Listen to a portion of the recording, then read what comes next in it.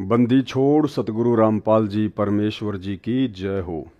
सत्सारी भाई और बहनों, परमपिता परमेश्वर सतगुरु रामपाल जी भगवान के आशीर्वाद से यथार्थ भक्ति बोध के सरलार्थ के ऊपर वीडियो बन रहे हैं।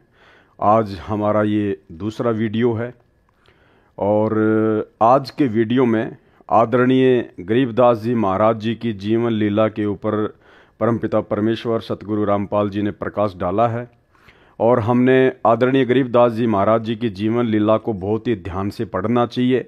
पहली बात तो सतगुरु रामपाल जी भगवान ने अपने कर कमलों से लिखा है, इसको पढ़ने से भी हमें पुण्य की प्राप्ति होगी।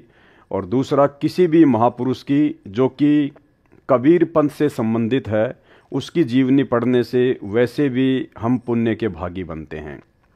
और ये जीवनी पढ़ना इसलिए भी ज़रूरी है क्योंकि तीनों समय की जो आरतियां हैं उनमें ज़्यादातर वाणियां आदरणीय गरीबदास जी महाराज जी की ही हैं। तो वीडियो शुरू करने से पहले परम पूज्य सतगुरु रामपाल जी परमेश्वर जी से आशीर्वाद प्राप्त करते हैं, उनका जयकारा लगाते हैं। बंदी छोड़ सतगुरु रामपाल जी परमेश्वर जी की जय हो। परमपिता परमात्मा सारी सृष्टि के रचनहार, कुल मालिक, असंख्य ब्रह्मांडों के स्वामी, जगत गुरु, तीनों लोकों में प्रवेश करके सबका धारण पोषण करने वाले राजाधिराज, आत्माधार, नाथों के नाथ, देवों के देव महादेव, सर्वेश्वर महेश्वर, मृत्युंजय, अजरो अमर, आदि अनादि सनातनी प्रभु, जगत पिता जगदीश्वर, श्री श्री 1008 की उपाधि के वास्तविक अधिकारी, अकाल मूरत सौद स्वरूपी राम वासुदेव, सर्वगतम ब्रह्म, परम पूज्य, प्रथम पूज्य, परम संत, परम पुरुष, परम धनी, परम दयालु, सत्य कबीर, हक्का कबीर, अल्लाहु कबीर, अल्लाहु अकबर, बाखबर, अल्लाह ताला, जगत के तारणहार, जगत के मुक्तिदाता, जगत के जगन्नाथ, हारे के सहारे, हिंदुओं के राम, मुसलमानों के अल्लाह, सिखों के वाहिगुरु, ईसाइयों के मसीह, दया के सागर दयानिधि, करुणा के सागर करुणानिधि, स्वयंभू परिभू, संकट मोचन, कष्ट हरण, मंगल करण, दुख भंजन, अविगत कबीर, निर्विकार निर्विषम परमात्मा, अलय अलेख सतगुरु, आदि अनादि सतगुरु, असली मर्यादा पुरुषोत्तम, असली राम, असली कृष्ण, असली घनश्याम, असली मुरारी, राजाओं के राजा, महाराजाओं के महाराजा, शहंशाहों के शहंशाह, सम्राटों के सम्राट, भगवानों के भगवान, अल्लाहों के अल्लाह, प्रभुओं के प्रभु, मसीहाओं के मसीह, सच्चे वाहिगुरु, बाबाओं के बाबा, पीरों के पीर, सेठों के सेठ, जगत सेठ, सावड़सा सेठ, सर्वगुण संपन्न, अनंत कोटि कलाओं के स्वामी, अनंत कोटि ब्रह्मांडों के नायक, योगियों में महायोगी, ध्यानियों में महाध्यानी, सिद्धों में परम सिद्ध, ज्ञानियों में तत्वज्ञानी, ब्रह्मज्ञानी, महाज्ञानी, परम ज्ञानी, सर्वश्रेष्ठ ज्ञानी, युवा कबीर, समर्थ कबीर, असमवात, अमित ओझा, सच्चे रहनुमा, करीम अल्लाह, सुभान अल्लाह, दुनिया के अंतिम पैगंबर, 8 सितंबर 1951 से गांव धनाना, जिला सोनीपत, हरियाणा, भारतवर्ष की पावन भूमि पे प्रकट रियल कल की भगवान श्री नारायण साकार हरि, रियल बाबा साहेब, संत श्रोमणी सतगुरु रामपाल जी परमेश्वर जी के चरण कमल में साध संगति से जुड़े हुए हम सभी सत्सेवक भाई बहनों का अनंत कोटि दंडवत प्रणाम। तो भूमिका में सतगुरु रामपाल जी परमेश्वर जी ने 2 शब्द के अंतर्गत आदरणीय गरीबदास जी महाराज जी की जीवन लीला शुरू की है, जो कि 8 पेज की है। तो परमेश्वर हमें क्या समझा रहे हैं? भक्ति बोध की वाणी का सरलार्थ करने से पूर्व कुछ आवश्यक जानकारी करते हैं। भक्ति बोध में अधिक वाणी संत गरीबदास जी महाराज जी की हैं। संत गरीबदास जी का जन्म गांव छुडानी, जिला झज्जर, हरियाणा प्रांत में सन 1717 विक्रमी संवंत सन 1774 में हुआ। गांव छुडानी में गरीबदास जी महाराज जी का नानका है। ये गांव करोथा, जिला रोहतक, हरियाणा के रहने वाले धनखड़ गोत्र के थे। इनके पिता श्री बलराम जी का विवाह गांव छुडानी में श्री शिवलाल सिहाग की बेटी रानी देवी से हुआ था। श्री शिवलाल जी का कोई पुत्र नहीं था, इसलिए श्री बलराम जी को घर जमाई रख लिया था। गांव छुडानी में रहते 12 वर्ष हो गए थे तब संत गरीबदास जी महाराज जी का जन्म छुडानी गांव में हुआ था। अब यहाँ परमेश्वर जी ने आदरणीय गरीबदास जी महाराज जी के रूप में एक भगत के रूप में भूमिका की। तो परमेश्वर जी यहाँ पे जन्म शब्द का यूज कर रहे हैं क्योंकि हमारी चरम दृष्टि को धोखा देते हुए और काल को धोखा देते हुए परमात्मा इस 21 ब्रह्मांड में सतगुरु रूप धारण करके अपना ज्ञान प्रचार करते हैं। जबकि वास्तविकता ये है कि आदरणीय गरीबदास जी महाराज स्वयं ही कबीर परमात्मा थे और इसका जीता जागता उदाहरण प्रमाण आपको परम पूज्य सतगुरु रामपाल जी परमेश्वर जी के मुख कमल से एक छोटा सा 2 मिनट का सत्संग सुनाते हैं, जिसमें परमेश्वर जी ने जिक्र किया कि जब आदरणीय गरीबदास जी महाराज मात्र 3 दिन के थे, मात्र 3 दिन के शिशु रूप में, उस समय उन्होंने अर्जुन और सर्जुन को सार नाम दिया था। तो भाई और बहनों, यदि ये एक भगत होते, आम जन होते, तो 3 दिन की उम्र में कैसे अर्जुन और सर्जुन को, जो कि उन्होंने 650 साल पहले जब ये कबीर दास नाम से काशी में प्रकट हुए थे, तो उन्होंने वचन दिया था अर्जुन और सर्जुन को कि आज से 200-250 वर्ष के बाद में मैं गांव छुड़ानी में आऊँगा, उस समय तुम्हें सारनाम देकर तुम्हारा उद्धार करूँगा। तो जैसे ही आदरणीय गरीबदास जी महाराज लीलामय रूप में गांव छुड़ानी में प्रकट हुए, उन्होंने सौपन के माध्यम से अर्जुन और सर्जुन को बता दिया था कि गांव छुड़ानी में मैं आ चुका हूँ। और मात्र 3 दिन की उम्र में परमेश्वर ने शिशु रूप में अर्जुन और सर्जुन को सार नाम दिया। आप स्वयं सुनिए सतगुरु रामपाल जी परमेश्वर जी के मुख कमल से। और ये सारी बातें भाई और बहनों आपको इसलिए बताई जा रही हैं क्योंकि आगे जब हम यथार्थ भक्ति बोध के सरलार्थ को पढ़ेंगे तो हमने आदरणीय गरीबदास जी महाराज जी को परमेश्वर जी के रूप में ही लेकर चलना पड़ेगा, तभी हमें सतगुरु रामपाल जी परमेश्वर जी का वर्तमान वाला लीलामय जीवन समझ में आएगा। आपका गुरु किस है महाराज कि आपके घर में, मेरे घर में अवकाल जो बच्चा पैदा हुआ है 3 दिन का हो रहा है, परसों जो पैदा हुआ, और गुरु कहाँ, वो गुरु से हमारा ने बोला जी आप यहां पौड़ी में बैठो, मैं लड़के ने यहीं ले आऊंगा। आप तो चला भी नहीं जा सकता, हाथ जोड़ के न बोलो जोलम हो जाएगा। एक सजाते ही पारे सारा ना लाइयो गड़ जाएंगे कत आम चालेंगे। तो बोला जी चालन जोगे तो कोई ना, चाहे मर जाए आराम है, जाएंगे उसके बारे में आगे उड़ा माथा टेकेंगे आगे।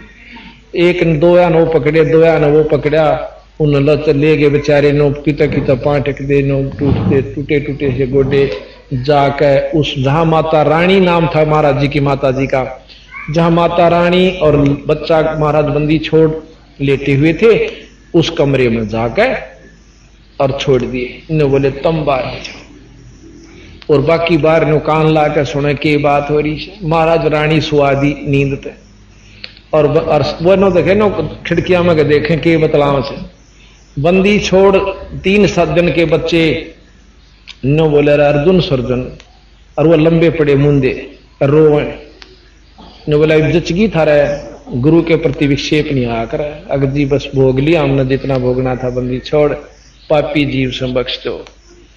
न बोला आज के बाद प्रण कर लो, कभी भी गुरु के प्रति विक्षेप नहीं लाना। गुरु मानस कर जानते हुए नरकइये अंध, महादुखी संसार में अग यम के पल। ने बोला बैठे हो, महाराज की शक्ति तो वो एकदम नो बैठे हो। ने बोला नाम लो, उपदेश दिया और भजन करोगे, भजन किया और जाओ मुक्त हो जाओगे। इतना कह के उसने ठाक बलराम जी उनके पौड़ी में ले आए। 2-3 दिन वहां डटे, उसी समय शरीर त्याग कर सतलोक। गांव छुड़ानी में रहते 12 वर्ष हो गए थे तब संत गरीबदास जी महाराज जी का जन्म हुआ था। श्री शिवलाल जी के पास 2500 बीघा, बड़ा बीघा जो वर्तमान के बीघा से 2.75 बड़ा होता था, जमीन थी, जिसके वर्तमान में 1400 एकड़ जमीन बनती है। उस सारी जमीन के वारिस श्री बलराम जी हुए तथा उसके पश्चात उनके इकलौते पुत्र संत गरीबदास जी उस सारी जमीन के वारिस हुए। उस समय पशु अधिक पाले जाते थे, लगभग 150 गौवें थी। बलराम जी रखते थे। उनके चराने के लिए अपने पुत्र गरीबदास जी के साथ अन्य कई चरवा, पाली, गवाले किराए पर ले रखे थे। वे भी गौओं को खेतों में चराने के लिए ले जाया करते थे। जिस समय संत गरीबदास जी 10 वर्ष की आयु के हुए, वे गायों को चराने के लिए नला नामक खेत में गए हुए थे। फाल्गुन मास को सुदी द्वादशी के दिन लगभग 10 बजे परम अक्षर ब्रह्म एक जिंदा महात्मा के वेश में मिले। कवारी गाय का दूध पिया, जिंदा वेशधारी परमात्मा से ग्वालों ने दूध पीने का आग्रह किया तो परमेश्वर ने कहा कि मैं कंवारी गाय का दूध पीऊंगा। गरीबदास बालक ने एक बछिया जिसकी आयु 1.5 वर्ष की थी जिंदा बाबा के पास लाकर खड़ी कर दी। परमात्मा ने बछिया की कमर पर आशीर्वाद भरा हाथ रख दिया। बछिया के स्तन लंबे लंबे हो गए। एक मिट्टी के 5 किलोग्राम की क्षमता के पात्र को बछिया के स्तनों के नीचे रखा। स्तनों से अपने आप दूध निकलने लगा। मिट्टी का पात्र भर जाने पर दूध निकलना बंद हो गया। पहले जिंदा बाबा ने पिया, शेष दूध को अन्य ग्वालों को पीने के लिए कहा तो जो बड़ी आयु के ग्वाले संख्या में 10-12 थे कहने लगे कि बाबा जी, कंवारी गाय का दूध तो पाप का दूध होता है, हम नहीं पिएंगे। दूसरे, आप न जाने किस जाति के हो, आपका झूठा दूध हम नहीं पिएंगे। तीसरे, यह दूध आपने जादू जंत्र करके निकाला है, हम पर जादू जंत्र का कुप्रभाव पड़ेगा। भाई और बहनों, परमात्मा कहते हैं सकल पदार्थ है जगमाही और भाग बिना नर पावत नाही। तो इन आत्माओं के भाग्य में वो परमेश्वर जी का जिसको वो झूठा दूध समझ रहे थे वो अमृत दूध इनके भाग्य में नहीं था। यह कहकर जिस जांडी के वृक्ष के नीचे बैठे थे वहां से चले गए। दूर जाकर किसी पेड़ के नीचे बैठ गए। तब बालक गरीबदास जी ने कहा कि हे बाबा जी, आपका झूठा दूध तो अमृत है, मुझे दीजिए। कुछ दूध बालक गरीबदास जी ने पिया। परमेश्वर जिंदा वेशधारी ने संत गरीबदास जी को ज्ञान उपदेश दिया, तत्व ज्ञान बताया। संत गरीबदास जी के अधिक आग्रह करने पर परमेश्वर ने उनकी आत्मा को शरीर से अलग किया और ऊपर के रूहानी मंडलों की सैर कराई। एक ब्रह्मांड में बने सर्व लोकों को दिखाया। श्री ब्रह्मा जी, श्री विष्णु तथा शिव जी से मिलाया। उसके पश्चात ब्रह्मलोक तथा श्री देवी दुर्गा का लोक दिखाया।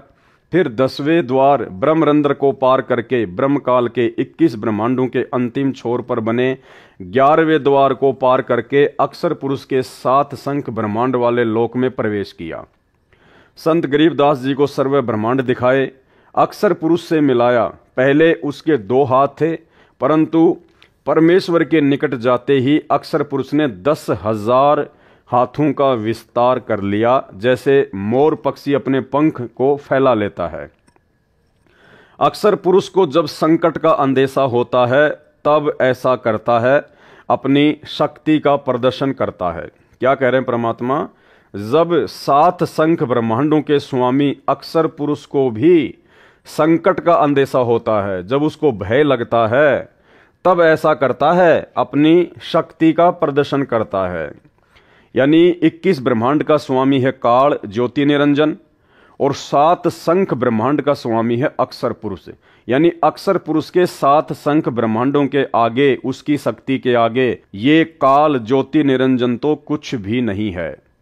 और उसके 10,000 हाथ हैं, जबकि काल के मात्र 1,000 हाथ हैं और अक्षर पुरुष के 10,000 हाथ हैं। और परमेश्वर कह रहे हैं जब अक्षर पुरुष को भी किसी संकट का अंदेशा होता है तो वो अपनी शक्ति का प्रदर्शन करता है। तो भाई और बहनों, इससे एक बात साफ होती है जो परमेश्वर बताते हैं कि कबीर परमेश्वर सतगुरु रामपाल जी के अलावा इस सृष्टि में कोई भी व्यक्ति, कोई भी प्राणी निर्भय नहीं है। सबको भय व्याप्त है, क्योंकि सब जीव हैं, सब आत्मा हैं। तप करके, भक्ति करके सबने बड़े बड़े जो है वो पद प्राप्त अवश्य कर रखे हैं, लेकिन है सब के सब जीव श्रेणी में केवल एक ही शक्ति है पूरी सृष्टि में जो निर्विकार है, निर्भय है। निर्विकार निर्भय तू ही और सकल भयमान, और सब पर तेरी साहिबी, तुझ पर साहिब नाय। केवल सतगुरु रामपाल जी परमेश्वर जी, अर्थात वर्तमान में रियल कबीर सतगुरु रामपाल जी के अलावा कोई भी निर्भय नहीं है। अक्षर पुरुष को जब संकट का अंदेशा होता है तब ऐसा करता है, अपनी शक्ति का प्रदर्शन करता है, क्योंकि अक्षर पुरुष अधिक से अधिक 10,000 हाथ ही दिखा सकता है। इसके 10,000 हाथ हैं। क्षर पुरुष यानी काल के 1,000 हाथ हैं, जो गीता अध्याय 10 व 11 में अपना 1,000 हाथों वाला विराट रूप दिखाया। गीता अध्याय 11 श्लोक 46 में अर्जुन ने कहा कि हे सहस्त्र बाहु, अर्थात 1,000 भुजाओं वाले, अपने चतुर्भुज रूप में आइए। संत गरीबदास जी को अक्षर पुरुष के सात संग ब्रह्मांडों के भेद बता व आंखों दिखाकर परमेश्वर जिंदा बाबा 12वें द्वार के सामने ले गया, जो अक्षर पुरुष के लोक की सीमा पर बना है, जहां से भंवर गुफा में प्रवेश किया जाता है। जिंदा वेशधारी परमेश्वर कबीर जी ने संत गरीबदास जी को बताया कि जो 10वां द्वार ब्रह्मरंध्र है वह मैंने सतनाम के जाप से खोला था। जो 11वां द्वार है वह मैंने तत् तथा सत जो सांकेतिक मंत्र है उससे खोला था। अन्य किसी भी मंत्र से उन द्वारों पर लगे ताले नहीं खुलते। अब यह 12वां द्वार है, यह मैं सत शब्द अर्थात सार नाम से खोलूंगा। इसके अतिरिक्त किसी नाम के जाप से यह नहीं खुल सकता। तब परमात्मा ने मन ही मन में सार नाम का जाप किया। ये केवल परमेश्वर जी ने मात्र आप और हमें बताने के लिए कि सतलोक में प्रवेश करने के लिए सार नाम की कमाई अति आवश्यक है, और सार नाम की कमाई से ही 12वां द्वार खुल सकता है, जहां से हम सतलोक में प्रवेश करते हैं। और किसी भी नकली नाम से, नकली मंत्र से 12वां द्वार, 10वां द्वार या 11वां द्वार नहीं खुलता है। तब परमात्मा ने मन ही मन में सार नाम का जाप किया, 12वां द्वार खुल गया और परमेश्वर जिंदा रूप में तथा संत गरीबदास जी की आत्मा भंवर गुफा में प्रवेश कर गए। फिर सतलोक में प्रवेश करके उस श्वेत गुम्बज के सामने खड़े हो गए, जिसके मध्य में सिंहासन, उर्दू में तख्त कहते हैं, उसके ऊपर तेजो में श्वेत नर रूप में परम अक्षर ब्रह्म जी विराजमान थे, जिनके एक रोम अर्थात शरीर के बाल से इतना प्रकाश निकल रहा था जो करोड़ सूर्यों तथा इतने ही चांदों से मिले जुले प्रकाश से भी अधिक था। इससे अंदाजा लग जाता है कि उस परम अक्षर ब्रह्म सत्य पुरुष जी के संपूर्ण शरीर की कितनी रोशनी होगी। सतलोक स्वयं भी हीरे की तरह प्रकाशमान है। उस प्रकाश को जो परमेश्वर जी के पवित्र शरीर से तथा उसके अमर लोक से निकल रहा है, केवल आत्मा की आंखों से अर्थात दिव्य दृष्टि से ही देखा जा सकता है, चरम दृष्टि से नहीं देखा जा सकता। फिर जिंदा बाबा अपने साथ बालक गरीबदास जी को लेकर उस सिंहासन के निकट गए तथा वहां रखे चवर को उठाकर तख्त पर बैठे परमात्मा के ऊपर डुराने चलाने लगे। बालक गरीबदास जी ने विचार किया कि यह है परमात्मा और यह बाबा तो परमात्मा का नौकर है, सेवक है, जो मुझे अपने साथ नीचे से ऊपर लेके आया है। उसी समय तेजो में शरीर वाला प्रभु सिंहासन त्याग कर खड़ा हो गया, जिसको गरीबदास जी परमात्मा समझ रहे थे, जो सिंहासन पर बैठा हुआ था तेजोमय रूप में, वो सिंहासन से खड़ा हो गया और जिंदा बाबा के हाथ से चवर ले लिया और जिंदा बाबा को सिंहासन पर बैठने का संकेत किया। जिंदा वेशधारी प्रभु असंख्य ब्रह्मांडों के मालिक के रूप में सिंहासन पर बैठ गए। पहले वाला प्रभु जिंदा बाबा पर चवर करने लगा। संत गरीबदास जी विचार कर ही रहे थे कि इनमें परमेश्वर कौन है। इतने में तेजों में शरीर वाला प्रभु जिंदा बाबा वाले शरीर में समा गए, दोनों मिलकर एक हो गए। भाई और बहनों, ये जो भ्रमणा है गुरु और परमात्मा को अलग अलग मानने की, ये आदरणीय गरीबदास जी महाराज जी की इस जीवनी से आप और हमारे दिलो दिमाग से हट जानी चाहिए, मिट जानी चाहिए। परमेश्वर का काम परमेश्वर ही कर सकते हैं। परमात्मा का काम सतलोक से आके कोई आम प्राणी, कोई आम जीव नहीं कर सकता। परमात्मा कहते हैं जिसका काम उसी को साजे और करे तो मूर्ख बाजे। आज से पहले परमेश्वर ने हमें जितने भी उदाहरण दिए हैं, चाहे वो आदरणीय धर्मदास जी का जीवन हो, गरीबदास जी का हो, मलुकदास जी का हो, दादू जी का हो, नानक जी का हो, सबकी जीवन लीला में एक घटना बिल्कुल कॉमन रही है। क्या? वो कबीर परमात्मा स्वयं ही सतलोक से एक जिंदा महात्मा का रूप बनाकर, एक संत का रूप बनाकर या सतगुरु का रूप धारण करके नीचे आकर ज्ञान देता है, अच्छी आत्माओं को मिलता है। आदरणीय धर्मदास जी को भी परमात्मा ने यही कहा कि भाई मैं तो परमात्मा का भेजा हुआ नौकर हूं, मैं तो परमात्मा का भेजा हुआ दास हूं, आप लोगों को समझाने के लिए आया हूं। ये नहीं कहा कि मैं खुद ही कबीर परमात्मा हूं, मैं खुद ही सत्य पुरुष हूं। यही लीला आदरणीय गरीबदास जी महाराज जी के साथ हुई, जिंदा महात्मा के रूप में आदरणीय गरीबदास जी महाराज जी को मिले। यही लीला उन्होंने दादू जी के साथ में की और नानक जी को भी बेई नदी पर जिंदा महात्मा के रूप में ही मिले और परमेश्वर का दास बताया, परमेश्वर का प्रतिनिधि बताया, नौकर बताया। और भाई बहनों, उसके बाद में जब वे महापुरुष उस जिंदा महात्मा के साथ में, जिसको वो मात्र एक बाबा समझ रहे थे, संत समझ रहे थे, परमात्मा का भेजा हुआ कोई दूत समझ रहे थे, जब वे सभी आत्माएं सतलोक देखने के लिए उनके साथ में जाती हैं, तो सबके साथ में यही लीला होती है, यही घटना घटित होती है। वहां जाते ही उन सब आत्माओं की चौंध टूट जाती है, उनका भ्रम निवारण हो जाता है। जब वे नीचे से ऊपर जाते हैं जिंदा बाबा के साथ में, और जब वे सतलोक में प्रवेश करते हैं, सिंहासन के पास जाते हैं, तो पहले से ही उनको परमेश्वर अपने किसी अन्य रूप में सिंहासन पर तेजोमय रूप में, नूरी रूप में बैठे हुए मिलते हैं।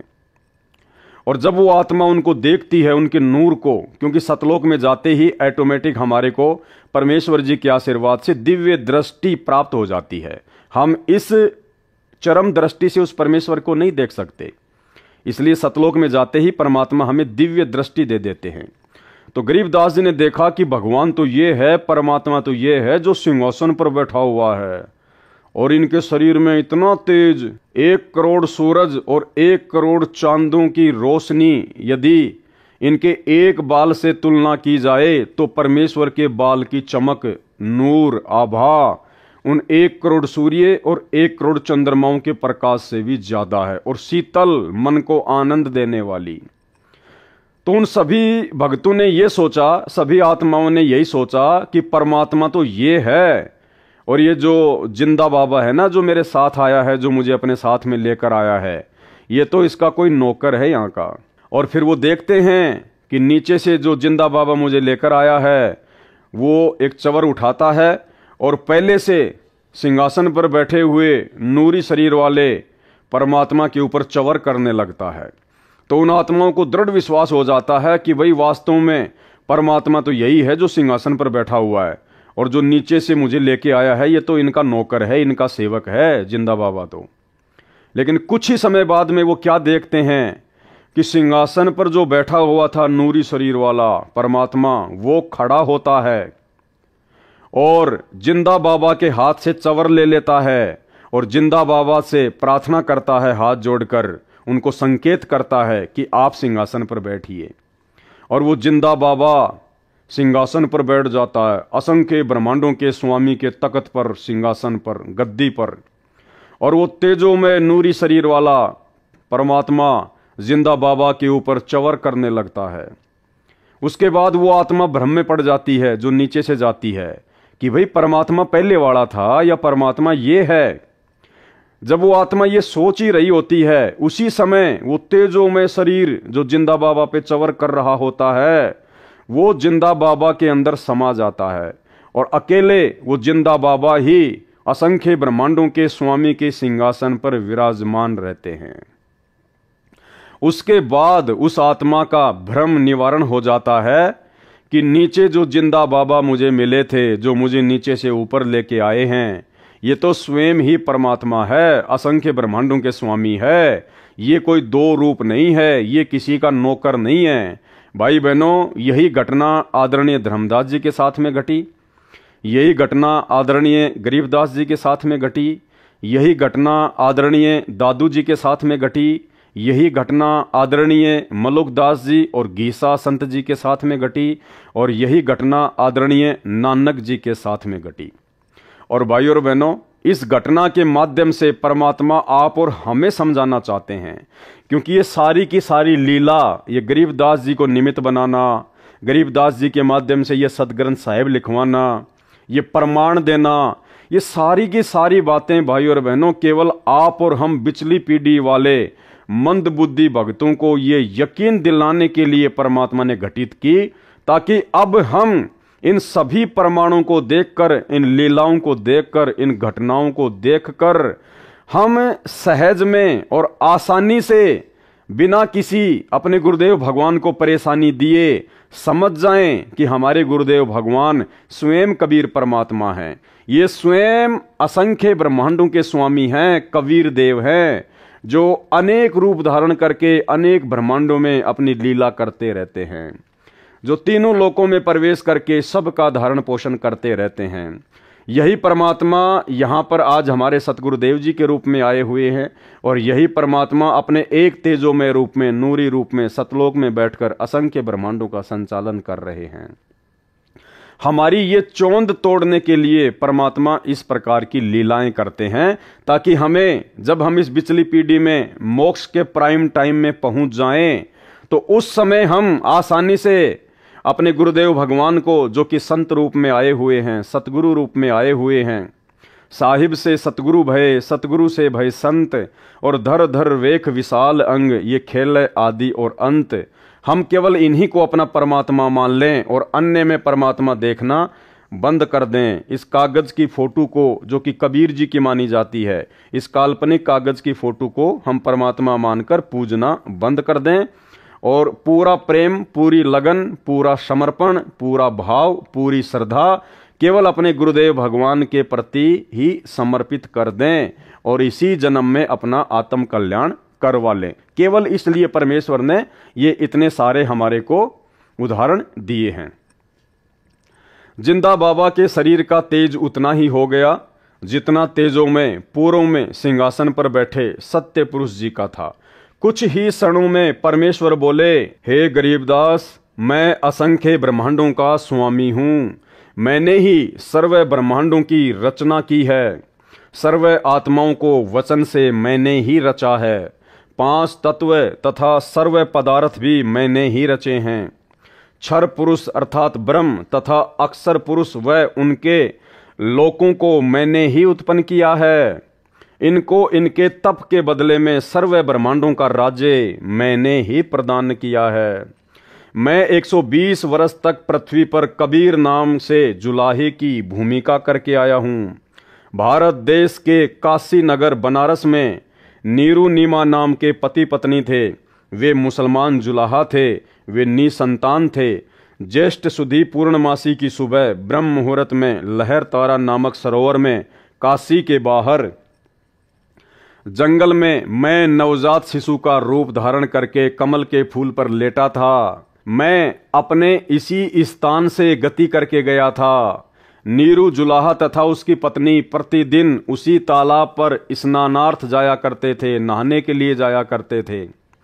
उस दिन मुझे बालक रूप में प्राप्त करके अत्यंत खुश हुए, मुझे अपने घर ले गए। मैंने 25 दिन तक कुछ भी आहार नहीं किया था। तब शिवजी एक साधु के वेश में उनके घर गए। वह सब मेरी प्रेरणा से ही थी। शिव से मैंने कहा था कि मैं कंवारी गाय का दूध पीता हूँ। तब नीरू एक बछिया लाया। शिव को मैंने शक्ति प्रदान की। उन्होंने बछिया की कमर पर अपना आशीर्वाद भरा हाथ रखा। कंवारी गाय ने दूध दिया। तब मैंने दूध पिया था। मैं प्रत्येक युग में ऐसी ही लीला करता हूँ। मैं प्रत्येक युग में ऐसी ही लीला करता हूँ। अब भाइयों और बहनों, मन में कोई शंका नहीं होनी चाहिए। ये बात सुनकर जो यहाँ लिखी हुई है, परमेश्वर कह रहे हैं कि मैं प्रत्येक युग में ऐसी ही लीला करता हूँ। जब मैं शिशु रूप में प्रकट होता हूँ तो मैं कंवारी बछिया का ही दूध पीता हूँ। एक निसंतान दंपत्ति मुझे घर लेकर आ जाती है, मेरा पालन पोषण करती है। तो आपके मन में ये शंका नहीं होनी चाहिए कि भाई पवन दास तो सतगुरु रामपाल जी परमेश्वर जी को परमात्मा बताता है, अल्लाह बताता है, स्वयं कबीर बताता है, तो सतगुरु रामपाल जी की परवरिश तो कंवारी बच्चियों से नहीं हुई। भाइयों और बहनों, यहाँ समझना ये है कि ऐसी लीला केवल परमात्मा प्रत्येक युग में एक बार ही करते हैं। जैसे सतयुग में परमात्मा ना जाने कितनी बार आए, कितनी बार सतलोक गए, लेकिन पूरे सतयुग में केवल परमेश्वर ने शिशु वाली जो लीला थी, कंवारी गाय से जो दूध पीने वाली लीला थी, वो केवल एक बार ही की। उसके बाद में द्वापर में परमेश्वर आए मुनिंदर ऋषि के रूप में। उसके बाद में जब त्रेता युग में परमात्मा फिर आए मुनिंदर ऋषि के रूप में, तो परमेश्वर ने केवल एक बार ही वो लीला की थी कुंवारी गाय से दूध पीने की। बाकी ना जाने कितनी बार परमात्मा आए, कितनी बार सतलोक गए, कभी जिंदा महात्मा के रूप में, कभी किसी संत के रूप में। फिर परमात्मा द्वापर युग में करुणामय ऋषि के नाम से आए और पूरे द्वापर युग में परमात्मा ने केवल एक लीला पूरा जीवन उन्होंने वैसा ही निभाया जैसा परमेश्वर पहले निभाते आ रहे हैं। एक निसंतान दंपत्ति उनको उठाकर ले आती है और कंवारी गाय के दूध से फिर परमात्मा की परवरिश होती है। उसके बाद जब कलयुग स्टार्ट हुआ, जब कलयुग का प्रथम चरण शुरू हुआ, तो सन 1398 में फिर परमात्मा ने वही लीला की। एक पूरा जीवन 120 वर्ष तक परमेश्वर ने उसी प्रकार से जिया और शिशु रूप में परमात्मा प्रकट हुए। नीरू और नीमा उनको तालाब से उठाकर ले आए और उसके बाद में कंवारी गाय के दूध से ही परमात्मा की परवरिश हुई। तो ये शंका नहीं होनी चाहिए कि फिर आज सतगुरु रामपाल जी परमेश्वर जी ने कुंवारी गाय का दूध क्यों नहीं पिया। भाई और बहनों, ये केवल प्रत्येक युग में परमात्मा एक एक बार ही ऐसी लीला करता है और इस कलयुग में परमात्मा 650 साल पहले वो लीला कर चुके हैं। उसके बाद तो परमात्मा आदरणीय गरीबदास जी महाराज जी के रूप में आए। तो क्या गरीबदास जी के रूप में जब परमात्मा आए तो क्या उन्होंने किसी कंवारी गाय का दूध पिया था? नहीं पिया। ये परमेश्वर समर्थ है, ये कुछ भी कर सकता है। ये बिना खाए बिना पिए स्वयं भी रह सकता है, पूरी सृष्टि को भी रख सकता है। तो ऐसी लीला परमेश्वर केवल प्रत्येक युग में एक बार ही करते हैं। और वो क्यों करते हैं? क्योंकि वेदों में परमात्मा ने अपनी महिमा लिखी है, अपनी पहचान बताई है, ताकि आसानी से साधक परमेश्वर को पहचान लें कि हाँ, भगवान ऐसी ही लीला किया करता है। जब भगवान धरती पर शिशु रूप में प्रकट होता है तो परमात्मा कुंवारी गाय से ही अपनी परवरिश करवाता है, उसी का दूध पीता है। और ये जो लीला है जो वेदों में लिखी हुई है, ये कबीर परमात्मा के अलावा अन्य जितने भी अवतार हैं, कोई भी महापुरुष है, किसी के जीवन में आपको देखने को नहीं मिलेगी। इसलिए ऐसी लीला केवल परमात्मा प्रत्येक युग में इसलिए करता है क्योंकि वेदों में उस परमेश्वर की ऐसी लीला को पढ़कर और यथार्थ में उनके जीवन से ऐसा देखकर, ऐसे उदाहरण प्राप्त करके हम आसानी से पहचान कर लें कि हाँ, कबीर जी ही सच्चे परमात्मा हैं, सच्चे परमेश्वर हैं। इसके अलावा परमात्मा ना जाने कब कितने रूप में आ जाते हैं, कैसी कैसी लीला करते हैं। जब चाहे जहां वो प्रकट हो जाते हैं, उनकी गति को कोई नहीं जान सकता। इसलिए वर्तमान में कोई भी भाई बहन अपने परम पूज्य परमेश्वर सतगुरु रामपाल जी के प्रति मन में शंका ना करे कि भाई सतगुरु रामपाल जी परमेश्वर जी ने कब कुंवारी गाय का दूध पिया था। ये परमेश्वर हैं। जिस प्रकार जैसी लीला आदरणीय गरीबदास जी महाराज जी ने की, सेम टू सेम लीला सतगुरु रामपाल जी परमेश्वर जी ने की है। आगे आपको गरीबदास जी महाराज जी की जीवनी से और अच्छे से समझाया जाएगा। इसलिए दास बार बार कह रहा है कि आदरणीय गरीबदास जी महाराज जी के जीवन को समझना हम भक्तों के लिए बहुत ज्यादा आवश्यक है, क्योंकि गरीबदास जी महाराज जी की जीवन लीला को समझे बिना हम सतगुरु रामपाल जी परमेश्वर जी की जीवन लीला को नहीं समझ पाएंगे। जब मैं शिशु रूप में प्रकट होता हूं तब कंवारी गायों से मेरी परवरिश की लीला हुआ करती है। हे गरीबदास, चारों वेद मेरी महिमा का गुणगान करते हैं। वेद मेरा भेद है, मैं ना वेदन के माही, जौन वेद से मैं मिलूं वह वेद जानते नाही। ऋग्वेद मंडल 9 सूक्त 1 मंत्र 9 में लिखा है कि जब परमेश्वर शिशु रूप में पृथ्वी पर प्रकट होते हैं तो उनकी परवरिश की लीला कंवारी गायों द्वारा होती है। मैं सतयुग में सत सुकृत नाम से प्रकट हुआ था, त्रेता युग में मुनिंदर नाम से तथा द्वापर में करुणामय नाम से, और संवत 1455 ज्येष्ठ सुधी पूर्णमासी को मैं कलयुग में कबीर नाम से प्रकट हुआ, वह प्रसिद्ध हुआ था। ये सब प्रसंग सुनकर संत गरीबदास जी ने कहा कि परवरदिगार, यह ज्ञान मुझे कैसे याद रहेगा। तब परमेश्वर जी ने बालक गरीबदास जी को आशीर्वाद दिया और कहा कि मैंने तेरा ज्ञान योग खोल दिया है, अध्यात्म ज्ञान तेरे अंतःकरण में डाल दिया है। अब आप असंख्य युगों के पहले से लेकर वर्तमान तथा भविष्य का ज्ञान भी याद रखोगे। दूसरी ओर नीचे पृथ्वी पर शाम के 3 बजे के आसपास अन्य ग्वालों को याद आया कि गरीबदास नहीं है, लाओ उठाकर। तब एक पाली गया, उसने दूर से आवाज लगाई कि हे गरीबदास आजा, गायों के सामने खड़ा होकर अपनी बारी कर, हम बहुत देर से खड़े हैं। भगत गरीबदास जी नहीं बोले।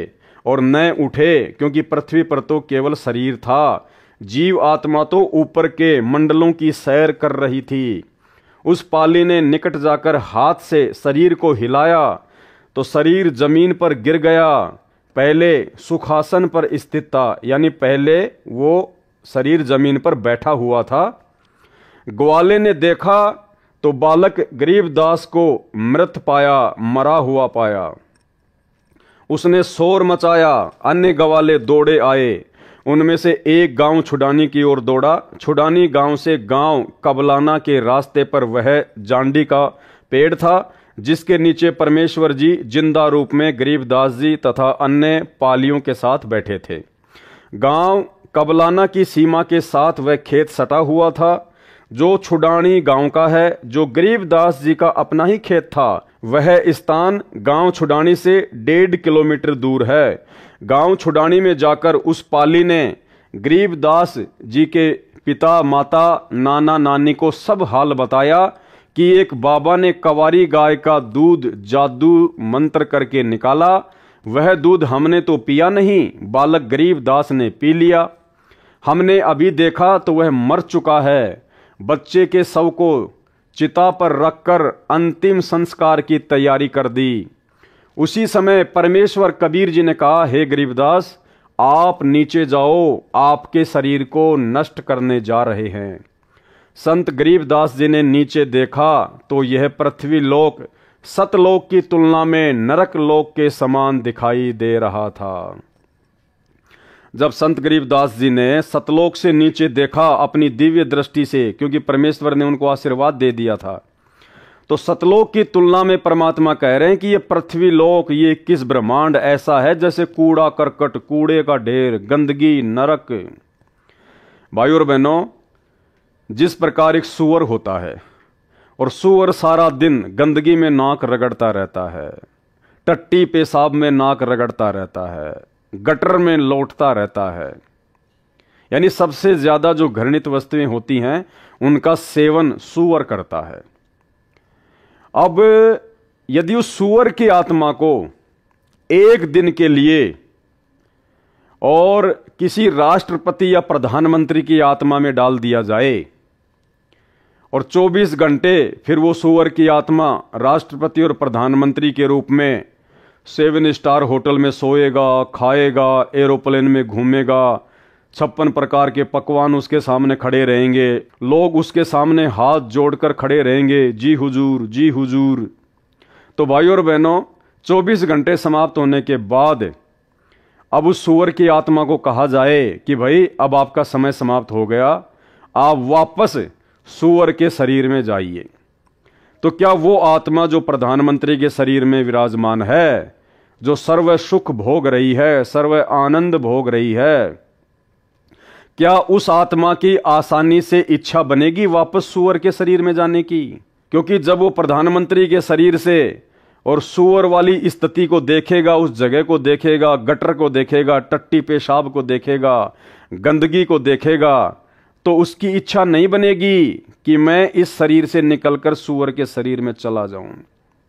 तो भाइयों और बहनों, ठीक इसी प्रकार सतलोक की तुलना में ये पृथ्वी लोक परमेश्वर ने ऐसा बताया जैसे नरक, नरक यानी सबसे गंदा स्थान। संत गरीबदास जी ने नीचे को देखा तो यह पृथ्वी लोक सत्य लोक की तुलना में नरक लोक के समान दिखाई दे रहा था।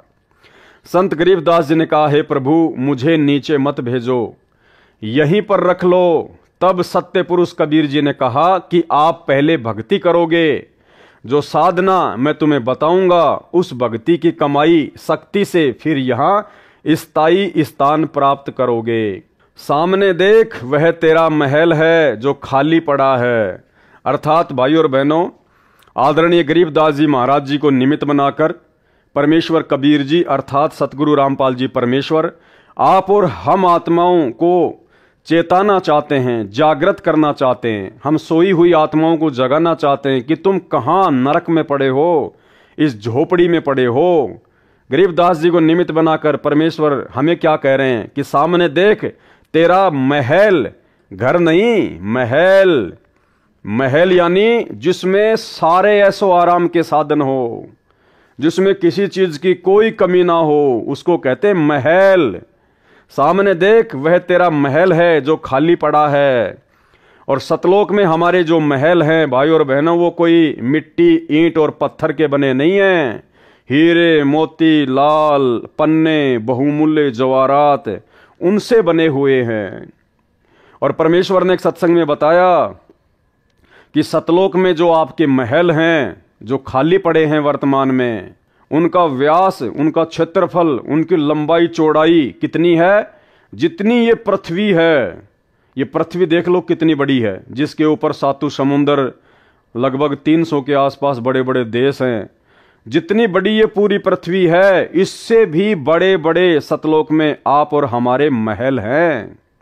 क्योंकि वहां पर हमारा जो शरीर होता है वो 16 सूर्य जितना तेजोमय होता है, तो लंबाई चौड़ाई भी उसी आकार में होगी हमारी। इसलिए परमात्मा कह रहे हैं कि सतलोक में आपके मकान खाली पड़े हुए हैं। और यहाँ हम लोग कोई छोटा मोटा, कोई 50 गज में, कोई 100 गज में, कोई टूटा फूटा मकान बना लेते हैं, तो फूला नहीं समाते कि पता नहीं मैंने क्या प्राप्त कर लिया। सामने देख, वह तेरा महल है जो खाली पड़ा है। सर्व खाद्य पदार्थ भरे पड़े हैं। नीचे पृथ्वी पर वर्षा होगी तो अन्न होगा। कितनी मेहनत करनी पड़ती है।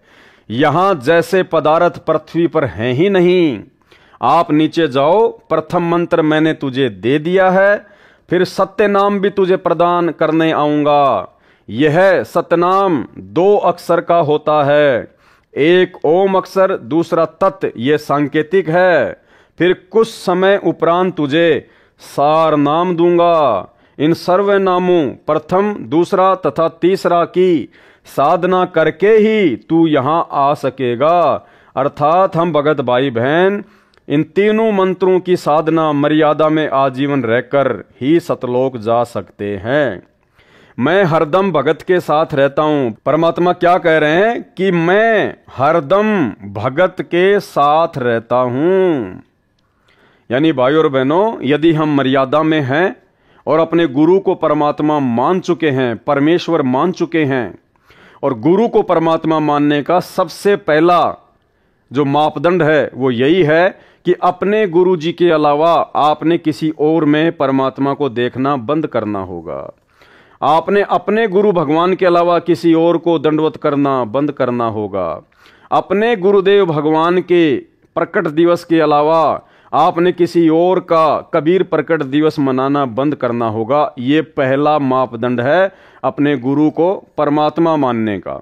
और जब हम अपने गुरु को परमात्मा मान लेंगे, उसके बाद क्या कह रहे हैं परमात्मा? मैं हरदम भगत के साथ रहता हूं, तू चिंता मत करना, अब आप शीघ्र जाइए। इतना कहकर परम अक्षर पुरुष जी ने संत गरीबदास जी के जीव को शरीर में प्रवेश कर दिया।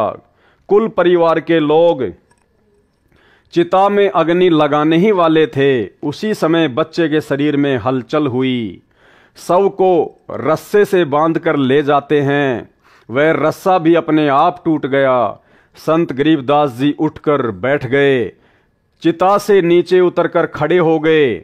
उपस्थित गांव के व परिवार के व्यक्तियों की खुशी का ठिकाना नहीं रहा।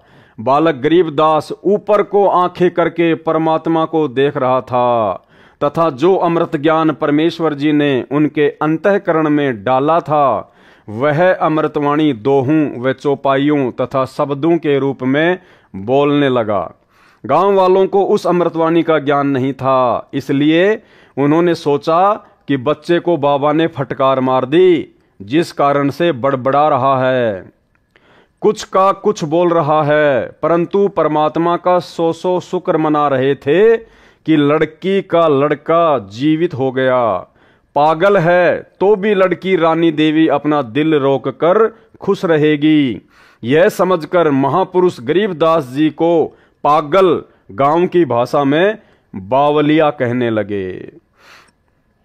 भाई, अगर गरीबदास जी अगर एक भगत होते तो भगत के लिए कभी भी महापुरुष शब्द का प्रयोग नहीं किया जाता है। महापुरुष तो केवल पूरी सृष्टि में एक ही है, कबीर परमात्मा सतगुरु रामपाल जी। 3 वर्ष के पश्चात एक गोपाल दास संत दादू दास जी के पंथ से दीक्षित था। वह संतों की वाणी को समझता था, उसके महत्व को जानता था। वह वैश्य जाति से था, यानी वो बनिया था। संत वेशभूषा में रहता था। बनिए के घर जन्म होने के कारण कुछ पढ़ा लिखा भी था। घर त्याग कर संन्यास ले रखा था। अधिकतर भ्रमण करता रहता था, गांव-गांव में जाकर प्रचार करता था। कुछ शिष्य भी बना रखे थे। उसका एक बैरागी गांव छुड़ानी का भी शिष्य था, वह उसके घर रुका हुआ था। उस शिष्य ने संत गोपाल दास जी से कहा कि हे गुरुदेव, हमारे गांव के चौधरी का दोहता यानी लड़की का लड़का किसी साधु की फटकार से पागल हो गया है। वह तो मर गया था, चिता पर रख दिया था। लड़की रानी की किस्मत से बच्चा जीवित हो गया, परंतु पागल हो गया। सब जगह झाड़ फूक करने वालों से भी इलाज करा लिया। अन्य दवाई पागलपन दूर करने की भी बहुत खिला ली, लेकिन कोई राहत नहीं मिली। उस शिष्य ने वह सर्व घटना भी बताई जो कवारी गाय का दूध निकलवाकर बच्चे गरीब दास जी को पिलाने की घटित हुई थी। फिर उसने कहा कि कहते हैं संत की विद्या को संत ही काट सकता है, कुछ कृपा करो गुरुदेव। संत गोपाल दास जी ने कहा कि बुलाओ उस लड़के को। शिष्य ने चौधरी शिवलाल जी से कहा कि मेरे घर पर एक बाबा जी आया है, मैंने उसको आपके दोते गरीबदास जी के बारे में बताया है। बाबा जी ने कहा है कि एक बार बुलाओ, ठीक हो जाएगा, एक बार दिखा लो। अब तो गांव में ही बाबा जी आया है, बहुत पहुंचा हुआ संत है, जगत का पेखना पेख्या, धनी का नाम ना लेखा। जो पहुंचे हुए संत थे, जो महापुरुष थे आदरणीय गरीबदास जी महाराज जी, उनको तो कहने लगे बावलिया। और दादू पंथ से दीक्षित एक बनिया, एक भगत संत गोपाल दास जी को पहुंचा हुआ महात्मा कह रहे हैं। शिवलाल जी के साथ गांव के अन्य कई व्यक्ति भी बाबा के पास गए, साथ में बच्चे गरीबदास जी को भी ले गए। संत गोपाल दास जी ने बालक गरीबदास जी से प्रश्न किया कि बेटा, वह कौन बाबा था जिसने तेरा जीवन बर्बाद कर दिया। प्रिय पाठकों से यहाँ पर यह बताना अनिवार्य है कि संत गोपाल दास जी संत दादू दास जी के पंथ से दीक्षित थे। संत दादू जी को भी संत गरीबदास जी की तरह 7 वर्ष की आयु में बाबा जिंदा के वेश में परमेश्वर कबीर जी मिले थे। दादू जी संत को भी परमेश्वर शरीर से निकालकर सत्यलोक लेकर गए थे। संत दादू जी 3 दिन रात अचेत अवस्था में रहे थे। तीसरे दिन वापस सचेत हुए तो कहा था कि मैं परमेश्वर कबीर जी के साथ अमर लोक गया था। वह आलम बड़ा कबीर है, वह सबको रचने वाला है, सर्व सृष्टि का रचनहार है। कहा कि जिन मौकों निज नाम दिया सो ही सतगुरु हमार, दादू दूसरा कोई नहीं कबीर सिरजनहार। दादू नाम कबीर की जय कोई लेवे ओट, उनको कभू लागे नहीं काल बजर की चोट। अब ही तेरी सब मिटे काल कर्म की पीड़, श्वास उसास सुमर ले दादू नाम कबीर। केहरी नाम कबीर का विषम काल गजराज, दादू भजन प्रताप से भाग गए सुनत आवाज। इस प्रकार दादू जी के ग्रंथ में वाणी लिखी है। गोपाल दास इस बात को जानता था कि दादू जी को बूढ़ा बाबा के रूप में परमात्मा मिला था। दादू जी मुसलमान तेली था, इसलिए मुसलमान समाज कबीर का अर्थ बड़ा करता है, जिस कारण से काशी वाले जुलाहे कबीर को नहीं मानते। दादू पंथी कहते हैं कि कबीर का अर्थ है बड़ा भगवान, अल्लाहु कबीर, अल्लाह अकबीर कहते हैं। इसी प्रकार श्री नानक देव जी सुल्तानपुर शहर के पास बह रही बेई नदी में स्नान करने गए। परमात्मा जिंदा बाबा के रूप में उस समय मिले थे। उनको भी 3 दिन तक अपने साथ रखा था। सचखंड यानी सतलोक लेकर गए थे, फिर वापस छोड़ा था। एक अब्राहिम सुल्तान अधम नाम का बलक बुखारे शहर का राजा था, इराक देश का रहने वाला था। उसको भी परमात्मा जिंदा बाबा के रूप में मिले थे। उसका भी उद्धार कबीर परमेश्वर जी ने किया था। संत गोपाल दास ने बच्चे गरीबदास जी से प्रश्न किया था कि तेरे को कौन बाबा मिला था जिसने तेरा जीवन बर्बाद कर दिया। संत गरीबदास जी ने उत्तर दिया था कि हे महात्मा जी, जो बाबा मुझे मिला था उसने मेरा कल्याण कर दिया, मेरे जीवन को आबाद कर दिया, वह पूर्ण परमात्मा है। गरीब हम सुल्तानी नानक तारे, दादू को उपदेश दिया, जाति जुलाहा भेद न पाया, काशी माहे कबीर हुआ। गरीब अनंत कोटि ब्रह्मांड का एक रति नहीं भार, सतगुरु पुरुष कबीर है कुल के सृजनहार। गरीब सब पदवी के मूल हैं, सकल सिद्धि हैं तीर, दास गरीब सतपुरुष भजो अविगत कला कबीर। गरीब अजब नगर में ले गए हमको सतगुरु आन, झिलके बिंब अगाध गति हम सूते चादर तान। गरीब सौद स्वरूपी उतरे सतगुरु सत्य कबीर, दास गरीब दयाल है डिगे बंधावे धीर। गरीब अलल पंख अनुराग है सुन मंडल रहे थीर, दास गरीब उधारिया सतगुरु मिले कबीर। गरीब परपट्टन वह लोक है जहां अदली सतगुरु सार, भक्ति हेत से उतरे पाया हम दीदार। गरीब ऐसा सतगुरु हम मिला है जिंदा जगदीश, सुन विदेशी मिल गया छत्र मुकुट है शीस। गरीब जमजोरा जांसे डरे धर्मराय धर धीर, ऐसा सतगुरु एक है अदली असल कबीर। गरीब माया का रस पिय कर हो गए डामाडोल, ऐसा सतगुरु हम मिला ज्ञान योग दिया खोल। गरीब जमजोरा जांसे डरे मिटे कर्म के लेख, अदली असल कबीर हैं कुल के सतगुरु एक।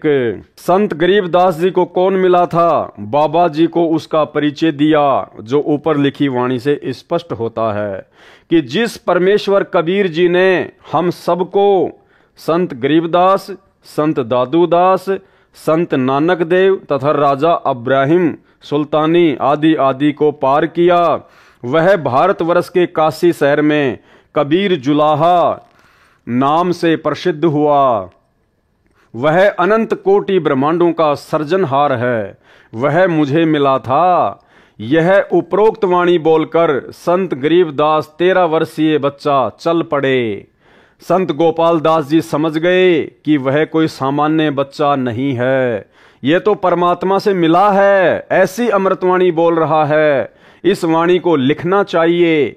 यह विचार करके बालक गरीबदास के पीछे पीछे चल पड़ा और कहने लगा, हे गांव वालों, ये बालक पागल नहीं है, तुम पागल हो। ये क्या बोल रहा है, तुम समझ नहीं सके। मुझे पता चला है यह बच्चा तो अवतार है प्रभु का, इसको तो जिंदा बाबा के रूप में स्वयं भगवान मिले थे।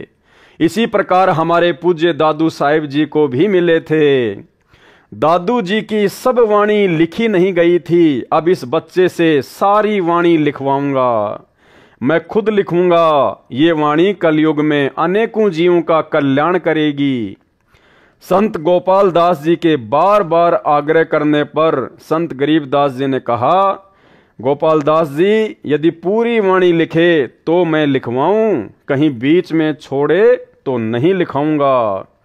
संत गोपाल दास जी ने कहा, महाराज जी मैं तो घर से निकल चुका हूं परमार्थ और कल्याण कराने के लिए। मेरी 62 वर्ष की आयु हो चुकी है, मुझे इससे अच्छा कोई कार्य नहीं है, आप कृपा करें। तब संत गरीबदास जी तथा संत गोपाल दास जी बेरी के बाग में एक जांडी के नीचे बैठकर वाणी को लिखवाने लगे। वह बेरी का बाग संत गरीबदास जी का अपना ही था। उस समय छुडानी गांव के आसपास रेतीला क्षेत्र था, जैसे राजस्थान में है। वहां पर जांडी के वृक्ष अधिक होते थे, उनकी छाया का ही प्रयोग अधिक किया जाता था। इस प्रकार संत गरीबदास जी ने परमात्मा से प्राप्त तत्व ज्ञान आंखों देखा हाल वाणी रूप में बोला तथा संत गोपाल दास जी ने लिखा। लगभग 6 महीनों तक यह कार्य किया, यानी आदरणीय सदग्रंथ साहिब को लिखने में लगभग 6 महीने का समय लगा संत गोपाल दास जी को। फिर जब जब किसी से वार्ता होती तो संत गरीबदास जी वाणी बोला करते थे, तो अन्य व्यक्ति भी लिख लिया करते थे, जिसको एक ग्रंथ रूप में हाथ से लिखा गया था। संत गरीबदास जी के समय से ही उस ग्रंथ का पाठ करना प्रारंभ हो गया था। उसको कुछ वर्षों पूर्व टाइप कराया गया था। उसी अमृतवाणी सागर अमृत से कुछ वाणी निकालकर भक्ति बोध पुस्तक में लिखी हैं, यानी जिस भक्ति बोध का अब परमेश्वर आगे खुलासा करेंगे। उसी अमृतवाणी सागर अमृत से कुछ वाणी निकालकर भक्ति बोध पुस्तक में लिखी हैं। इसके अतिरिक्त परमेश्वर कबीर जी ने जो सूक्ष्म वेद अपने मुख कमल से बोला था, कबीर सागर, उस अमृत सागर कबीर सागर से निकालकर इसी भक्ति बोध पुस्तक में लिखी हैं। उस अमृतवाणी का अब सरलार्थ प्रारंभ किया जाता है। यानी भाइयों और बहनों, अभी तक आपने ये जो 2 वीडियो देखे हैं, इन 2 वीडियो में परमेश्वर जी ने भक्ति बोध पुस्तक का सरलार्थ करने से पहले केवल एक भूमिका बनाई है। यानी जिन जिन महापुरुषों का और जिन जिन महापुरुषों की वाणियों का भक्ति बोध में विशेष महत्व है, विशेष रोल है, हमें पहले उनके बारे में जानना अति आवश्यक था, ताकि हम भक्ति बोध के सरलार्थ को आसानी से समझ सकें, पढ़ सकें। तो अभी तक तो परमेश्वर ने केवल एक भूमिका सी तैयार की है, जिसके ये 2 वीडियो बने हैं। तो कल रात्रि 9 बजे सभी भाई बहन लाइव जुड़िए। तब तक के लिए हम सभी भाई बहन परमपिता परमेश्वर सतगुरु रामपाल जी भगवान से इजाजत लेते हैं। बंदी छोड़ सतगुरु रामपाल जी परमेश्वर जी की जय हो।